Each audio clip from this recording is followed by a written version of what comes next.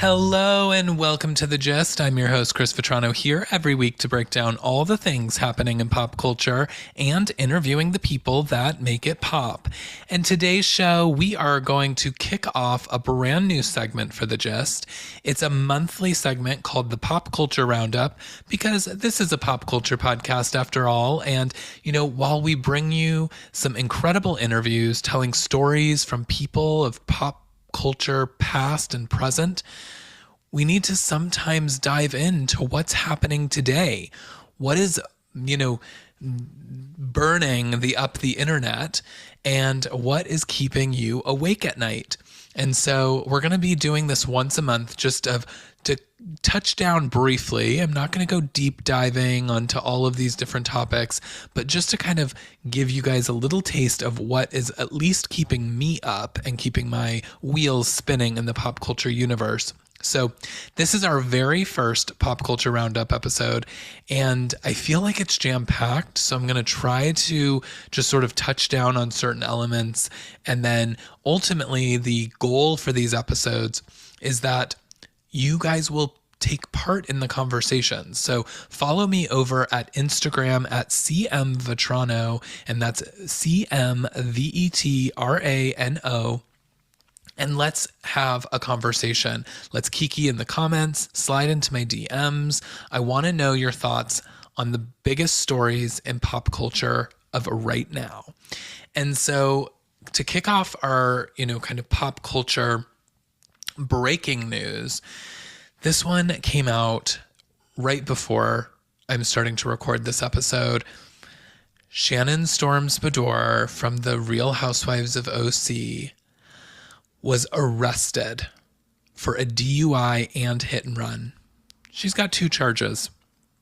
Now, this is huge news. And again, this story is breaking as I am recording. So by the time this episode comes out, we might have a few more details. I'm hoping for a mugshot, though. I'm hearing that in Orange County, they don't release mugshots, which is super disappointing because that mugshot is going to be so chaotic. Oh, I mean, I'm at this point just praying to my Bravo gods that Andy Cohen himself is getting access to this mugshot so that it can be on next season. I feel like it needs to be baked into Shannon's renewal.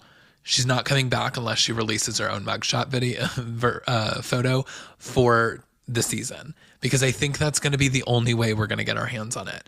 But if you're a watcher of this season in particular of OC, you know that this is huge because her and Gina on the show are currently in a feud because Gina, who was arrested for a DUI several years ago and is now sober and in a much better place, she feels as though Shannon won't let it go because Shannon helped her during that time get a lawyer. And then this year, apparently Shannon made some comments about how Gina's kids were almost taken away because of it. And it's not going well with Gina.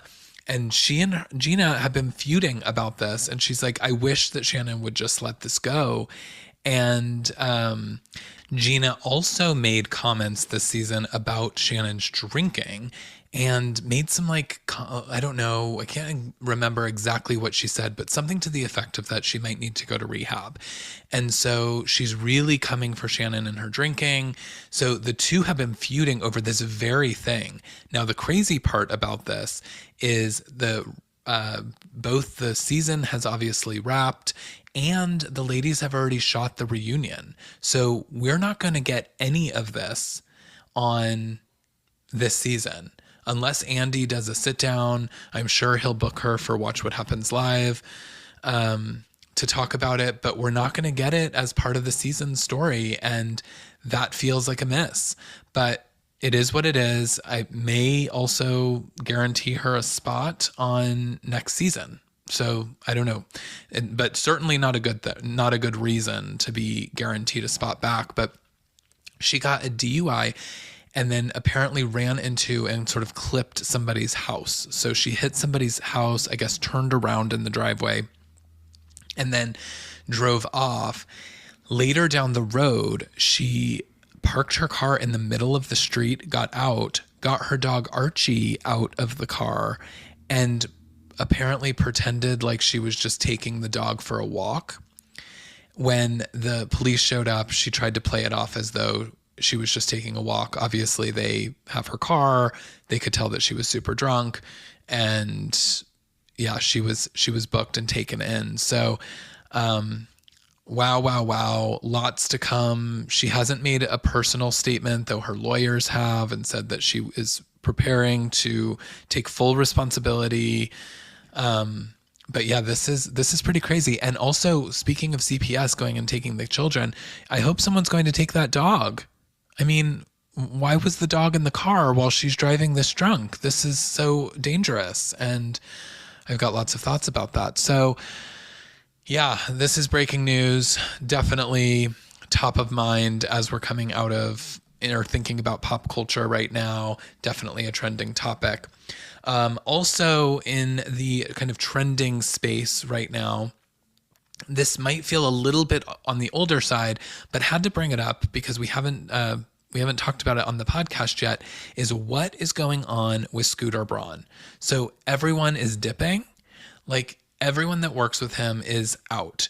And so for weeks, I was waiting to find out what is going on and why is this happening.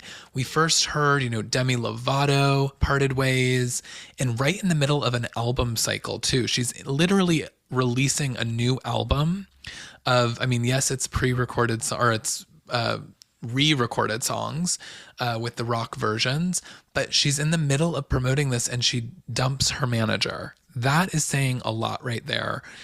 She's also been credited saying that Taylor Swift is the inspiration for why she re-recorded her songs, which is very interesting, obviously, because of the Taylor and Scooter feud. And then J Balvin and Dina Menzel, they also have dropped Scooter as their manager. Ariana Grande has parted ways, though there's a little bit of talk that maybe she's still, she's in process and that he's not as involved, but maybe is still somehow part of the team. And then obviously the big one, the reason that we know Scooter Braun exists, Justin Bieber. So it has been confirmed that he is looking for his exit from Scooter and that he is making moves to a new management group. And so something is going on there and none of us seem to know what that is. And I think we've all been waiting for like the breaking Scooter Braun news that something was about to come out, and all of these artists are dipping because honestly, Idina Menzel also was in the middle of an album cycle and dumped the management. So it's like people are distancing themselves from him, obviously for a reason. Now, what it is, we wait and see with bated breath, but it doesn't smell right to me. So that is also going on. People are talking a lot about it. And then, lots of breakups are happening right now. We recently just found out Hugh Jackman is separating from his wife, which this is I think it's a 27-year relationship. This is a sad one to see go. Obviously, people are very chatty about the Joe Jonas of it all. Joe Jonas and his wife also announced that they were separating, which was quite surprising and a little bit confusing because it was announced that he had hired divorce lawyers. Then she was spotted at their show where he was singing her a love song. And then the next day it was official that he had filed for divorce. And then he's kind of gone on this press tour where he's like seemingly, being dad of the year and is crying through songs. And so he's definitely creating some kind of narrative that he might be sort of a victim in this. But it's an interesting one that seems like it'll heat up a bit. So that's going on. People are definitely talking about that. And then, of course, Britney and Sam. I have still yet to do our Britney deep dive episode, which I promise you guys is coming. It's actually coming sooner than you may think. but it's taking me a lot to follow Britney right now and to just see all of the things going on with her. Obviously, her and Sam have filed for divorce. Lot of things have come out on Sam's side. Sam seems to be leaking stories to TMZ about, Britney's safety and her potentially like having some kind of affair with one of Britney's employees. Her something about her knife skills or something that she has knives everywhere all over the house. He's definitely not going for the peacefully split. He's also not getting anything. So apparently, if he had waited it out, he would have been able to like get some money out of this marriage, but he didn't. And now he's contesting within minutes of the filing, he was contesting the prenup. So now he's trying to get something. And I think he realizes that he's not going to, because she does have good legal counsel. And Matthew Rosengart has come out and said like he's not getting anything. He signed the prenup. It's in black and white. This is why we have the prenup. So he's not getting anything.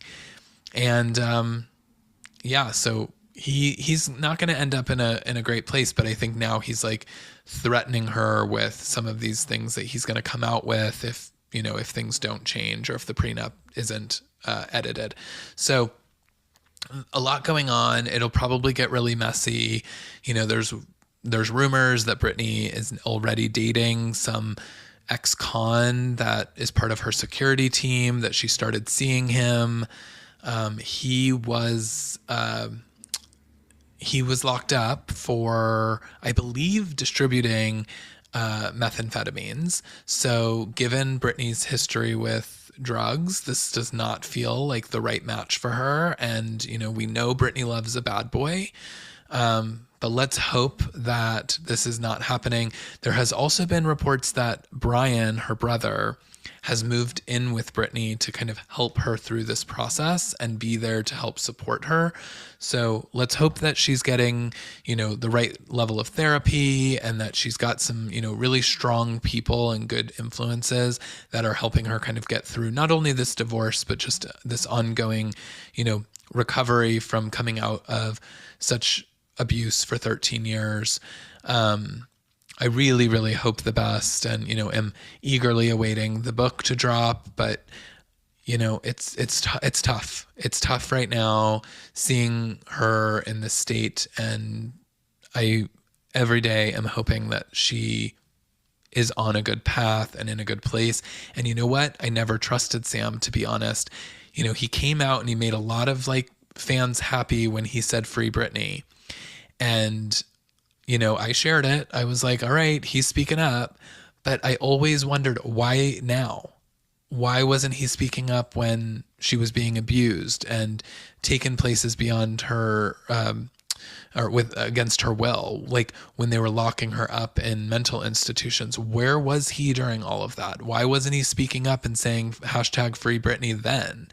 Why did it take this long? Why did it take Britney so long to get a phone call that was publicly aired in the court? Like that should have been something that if he was truly in love with this person and trying to save them, he should have been way more invested in that. And I never trusted him. And I think that he honestly, I think, was a paid actor by the father to date her and potentially give her intel. There is, again, there's reports that a lot of these TMZ stories that have broken over the years that have not put Britney in a favorable light have come directly from Sam, and that he was on the inside of this whole thing the whole time and then sort of skated on the out because he realized okay, the Free Britney movement is going to implode and I've got to be on the right side of this. And I think he tried to switch gears, marry her and lock all of that in. And, she's a victim of abuse, and there's a lot that you have to deal with. And there's a lot of trauma that you have to work through. And I just don't think that he was ready for that. So sayonara. And I don't think that we need to see him anymore. So, and if you're like me and you're a Britney stan, I urge you to go unfollow him because he thinks that he's some big, he had some comment about how he has the same amount of jobs as Leonardo DiCaprio right now. And it's like, okay, you're not an actor. No one has ever thought you were a good actor. And your roles that you've been in are tiny. And you're the guy from the work from home video with Fifth Harmony. Like, that's all you are.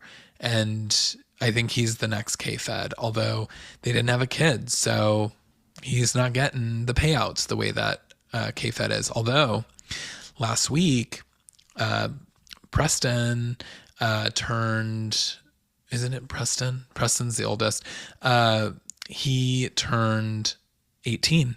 So half of K-Fed's income that he was getting, which was, child support for having full custody of the kids, that got cut off. So 50%. Thank God. We're almost done with the K-Fed era of him milking Britney for her money and income. And it doesn't look like Sam's going to hop on that train anytime soon. So, again, wishing Britney well and hope that all is well there. But yeah, it is always sad when couples break up, although I'm kind of glad about the Britney and Sam one. And then, speaking of breakups, I think we could talk about Maren Morris.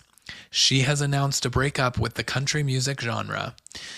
Maren, on the heels of the release of her new sort of 2-song, let's call it an EP, but the singles, she released The Bridge is what she was calling it. There are 2 country songs that she put out last week. And both great, but it's the bridge to what's next, which, as I think we know, is going to be a pop record, and I cannot wait for that. But yeah, she has come out and said, country music, it's burning itself down to the ground, and, people are streaming music and liking things just out of spite and hate. And that's not what country music was built on. So she doesn't find a home in the genre anymore, and good for her. So she has announced her breakup from the genre, and we are eagerly awaiting Maren's new album, which we know to be a pop record. So very excited about that. Let's see what else. The strike, guys, this ongoing strike has been insane. And, even for the podcast here, a lot of the guests that we had lined up for our summer have had to push because they can't promote things right now. Movies and TV releases are being moved back.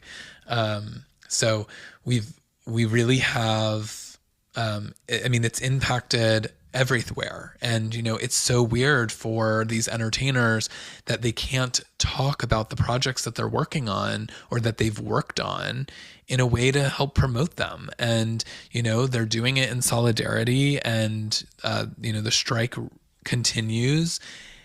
And I hope that we're nearing the end. I hear that maybe the negotiations are picking back up this week and that we may get to some resolve soon. I sure hope that we do, because I want everyone back working. But, we had some backlash, and nobody felt it more over the last couple of weeks than Drew Barrymore, who announced that she was going to, despite the strike, return to her show without writers.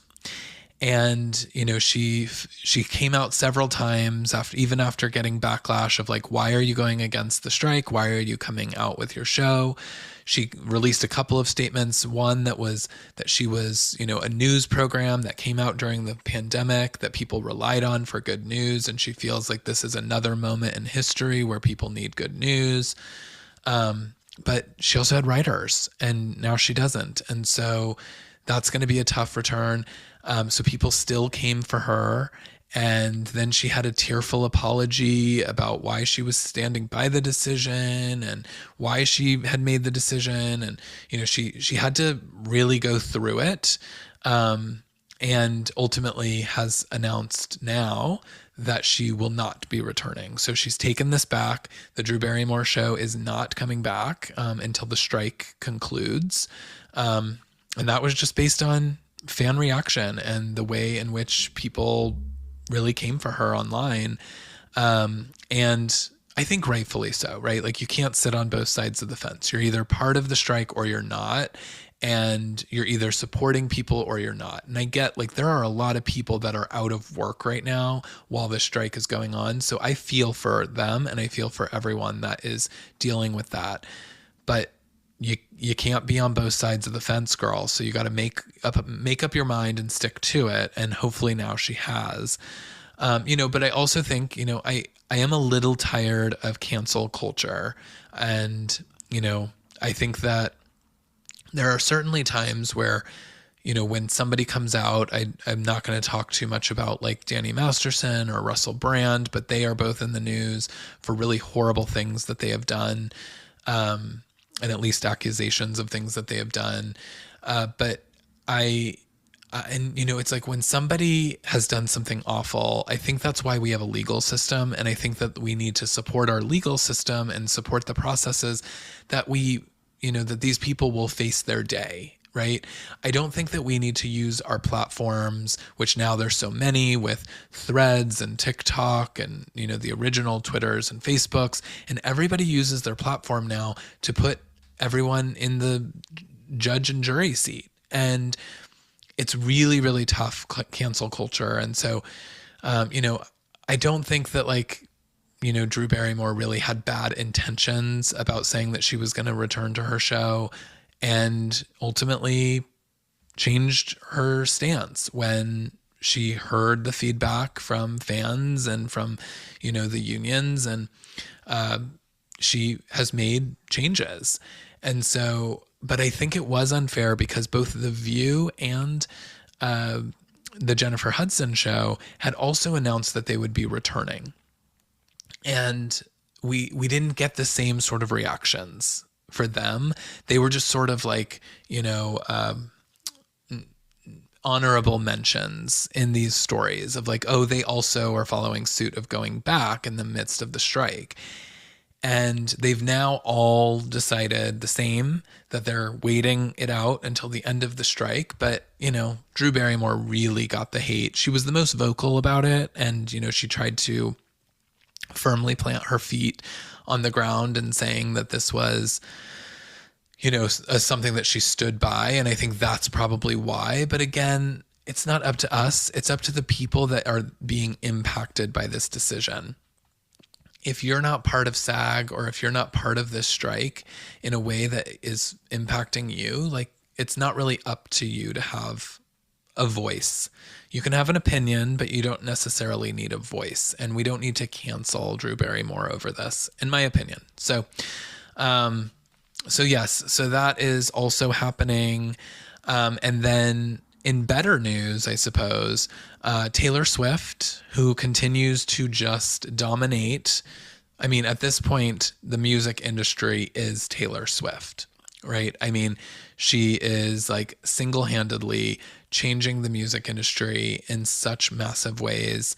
With the Eras tour, I mean, it's going to become the highest grossing tour of all time.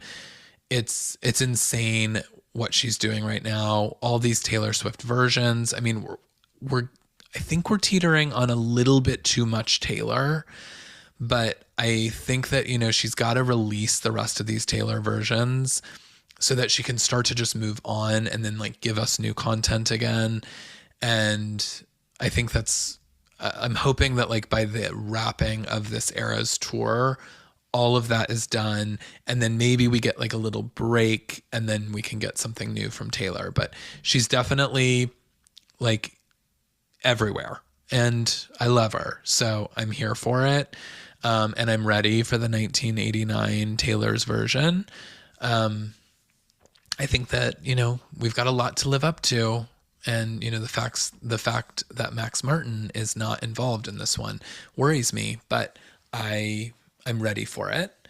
But Taylor swept the VMAs. She was the hot topic from the VMAs last week when I think she won 9 awards. All of the major awards were won by Taylor Swift. She was in true Taylor fashion, dancing and being the loudest one in the audience, though people thought maybe it went a little too far and that she might have had too much to drink and was overserved. There were photos of her publicist handing her water and changing out her drinks with water because they wanted her to tone it down a bit. So, but let the girl live. I mean, she is literally running the industry single-handedly. So let her be her and let her do her. But one of her awards was announced and given to her by NSYNC, who reunited at the VMAs. So that is what people are talking about now. There's rumors that there is maybe a tour announcement coming soon.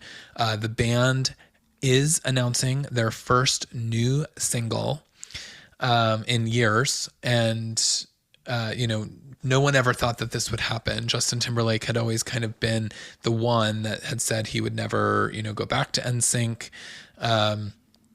And the other guys have talked about reunion tours. There's been talk that some of the guys in partnership with the Backstreet Boys would do kind of a joint tour, similar to kind of what New Kids on the Block and the Backstreet Boys did.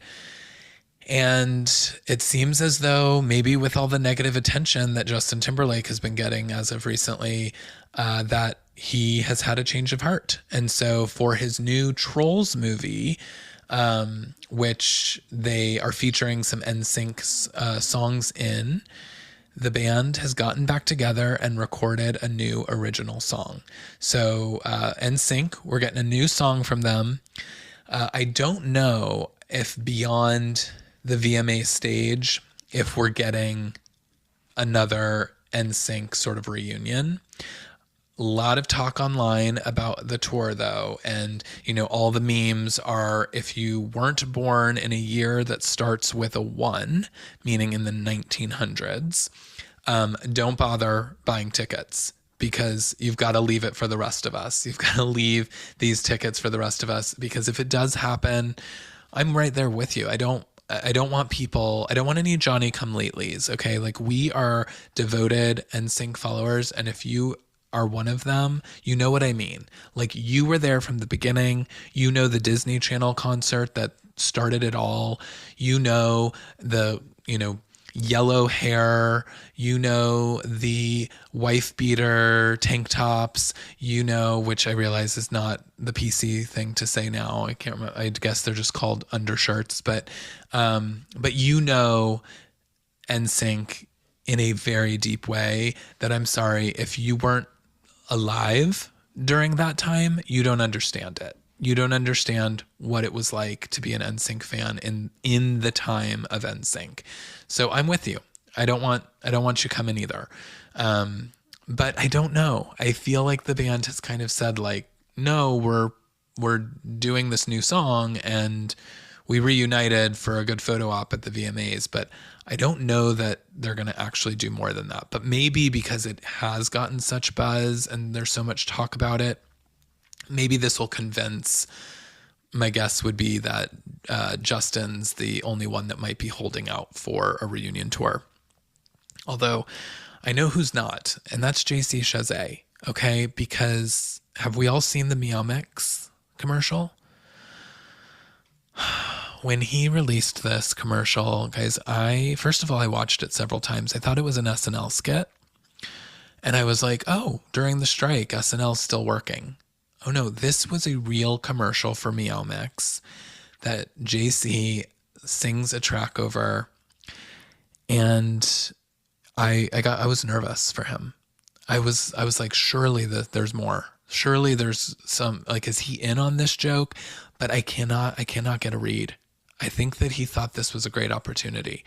So I was a little concerned about that. And then almost immediately following, it's like, now we're talking about an NSYNC reunion. So if Meow Mix got us here, well, thank you for that. So, yeah, we'll see. We'll see what happens here. I would love an NSYNC reunion. I would love to see them live again and relive the glory days, but I'm not holding my breath. I think, we may have seen what we saw, and I'm going to appreciate it.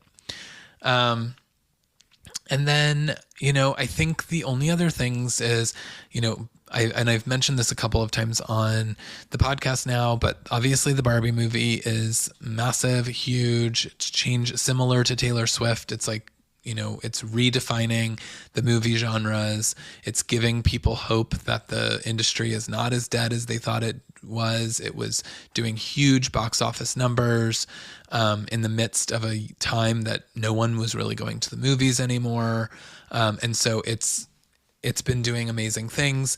And it just, as of last week, is now available for purchase and rent on the streaming platforms. So if you haven't seen it, you can. I urge you. I feel like so many people think that this movie is just like a cheesy comedy that is about Barbie, which it is all of those things, but there's so much heart and there's such a message in it. And I don't want to like ruin the movie for anyone that hasn't seen it, but it truly, truly was not what I expected.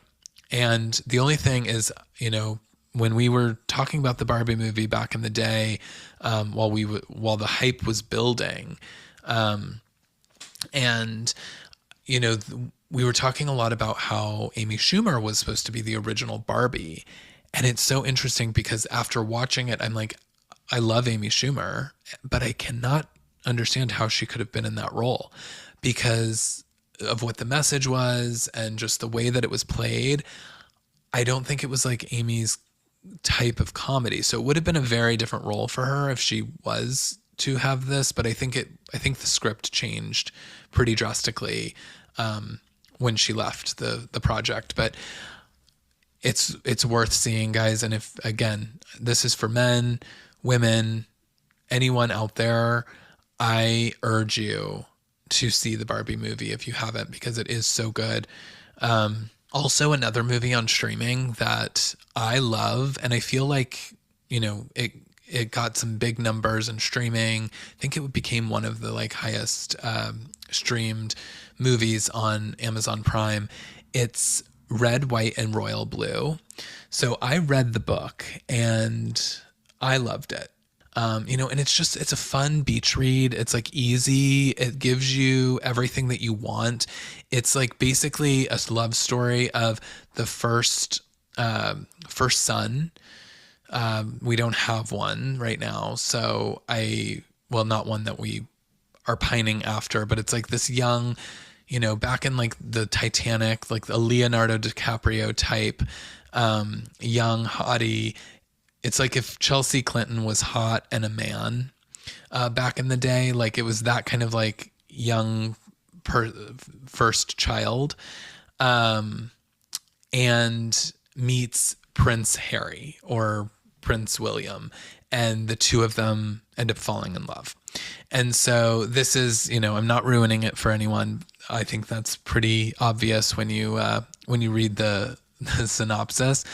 But it is such a fun book to read, and I flew through it, and when I heard that it was becoming a movie, I was like, oh gosh, it's probably going to be really cheesy, because the book is at times really cheesy. But I was like, it's probably going to be really young and like B2, like YA, young adult, and I just didn't think it was going to be a movie that I thought was worth watching, and I was wrong.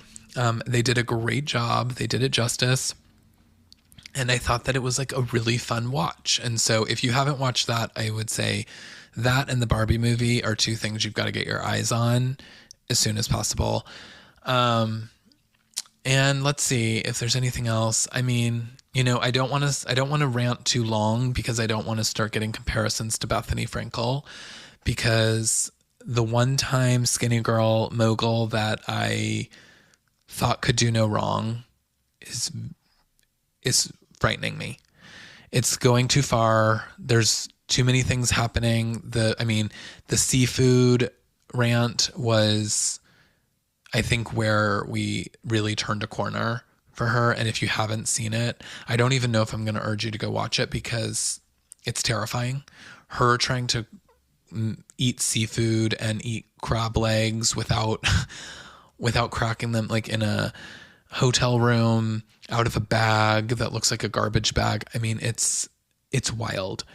And, she's giving her used makeup to cashiers at TJ Maxx. I mean, her online content right now is out of control. And then, her trying to expose all of these people for, using essentially reality stars and saying that reality stars are used for capital gain and, they're taken advantage of. But meanwhile, she's having these reality stars come to do exclusive interviews on her podcast where, of course, she's making advertising dollars. And it's just a lot. So I'm going to try not to carry on too much in these pop culture roundups where I rant and start sounding like Bethany Frankel, because I can't listen to those and I don't want you to have to either. So I think that's it. Those are the things that are, hot on my mind. Those are the things that I'm thinking about and talking about this month, over brunch with all of my gals and guys. And let's be honest, it's my gals and Joe, my husband. But yeah, we are loving what pop culture continues to give us. And I want to know what is popping with you. So keep me posted when you hear a story that you feel like I need to cover. We're going to be doing this every month. So send it my way. Make sure I've got the link so that I can get caught up and I can give you guys all of my takes on it. And then also let me know what your thoughts are on today's pop culture roundup. Again, I'm at Instagram at CM Vetrano. I'm also on Twitter, Threads, TikTok, all the things.